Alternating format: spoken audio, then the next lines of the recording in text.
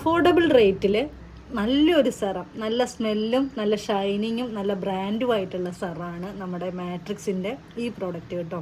എനിക്കിത് ഞാൻ വെറുതെ പറയല്ല, നമ്മളിത് യൂസ് ചെയ്തിട്ട് അത്രയും ഒരു ഇഷ്ടമായ സെറം കൂടിയാണ്. അഫോർഡബിൾ റേറ്റാണ്. ഇതിന് വരുന്നത് ബയോലേജിൻ്റെ സ്മൂത്ത് പ്രൂഫ് സെറാണ്. ഇതിന് റേറ്റ് വരുന്നത് 350 ആണ്.